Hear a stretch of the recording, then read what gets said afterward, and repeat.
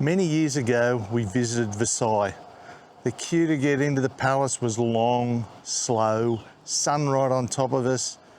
We talked about leaving, but we'd come all the way out there, so we stayed.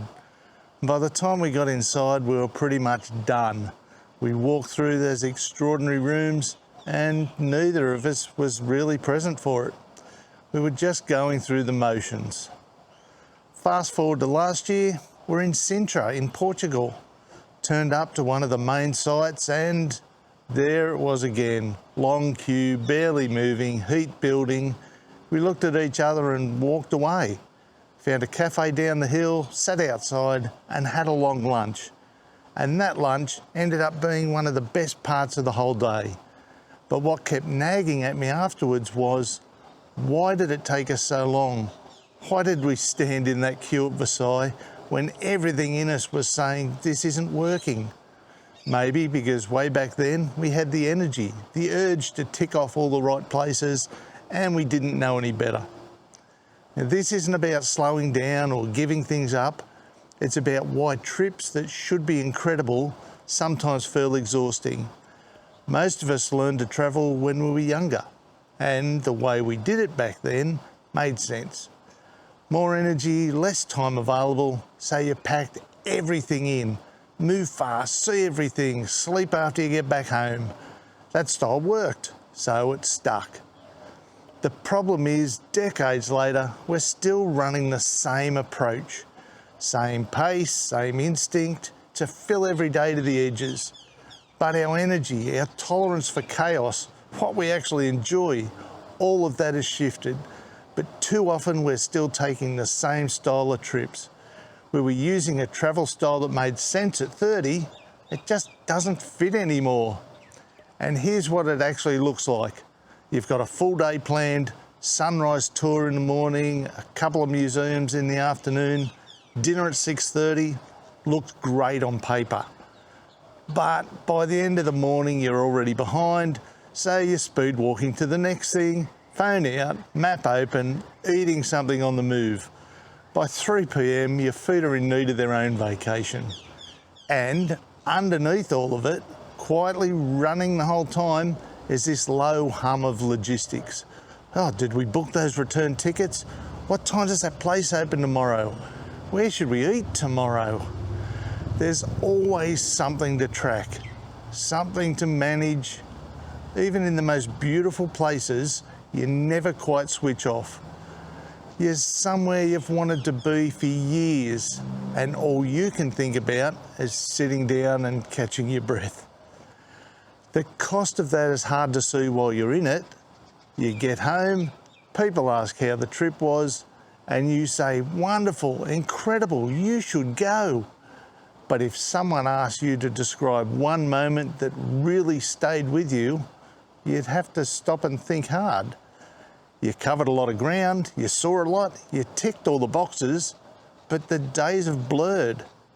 You collected photos, but not memories. You came home needing another week to recover, and somewhere in the back of your mind is this quiet, slightly unsettling thought, I was there and I think I missed it. That's the thing that gets me. You're seeing more, but you're experiencing less. Something shifted for us gradually over a few trips. The first was staying longer in a few places. We used to fit 5 or 6 destinations into 2 weeks. Constant logistics, always repacking, always reorientating. We stopped doing that and started cutting it back to 2 or 3 places. By day 4 somewhere, we'd stopped thinking about collecting tourist sites. We had a favourite cafe, we knew which streets we liked walking along, and we weren't checking the map every 10 minutes. Less like visiting, more like being somewhere. The second was letting go of the things we felt we should do. There's this invisible pressure when you're somewhere famous. See the famous things. And sometimes they're brilliant. But sometimes you're standing there, doing the thing, feeling nothing except glad you can leave. Have you seen the Mona Lisa? We have, with 50 people standing in our way, all standing, trying to get a photo, of a tiny painting, but it's one of those things you have to do in Paris, right? We started asking, do we actually want to do this, or do we just feel like we should? When the answer was should, we started saying no to it. Sounds obvious, but it felt quietly revolutionary. And the third change was giving mornings more respect. We used to launch out early, which meant every day started in a rush. Now we move slower. Proper breakfast, a walk with no agenda, ease into it. The days actually feel longer for it, not shorter. And here's something worth sitting with. Have you ever been somewhere you'd looked forward to for years, a place everyone told you that you have to see, and found yourself standing there thinking, yeah, this is fine, but I don't actually feel anything. And then you feel a bit guilty about it. Most people have had that.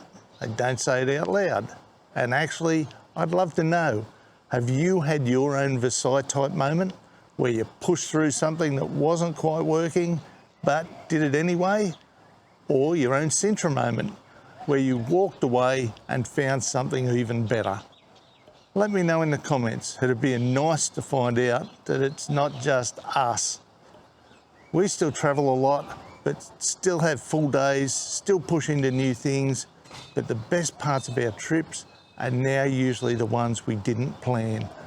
A conversation that just happened, a street we turned down because it looked nice, an afternoon with nothing scheduled that turned into the one we remember most.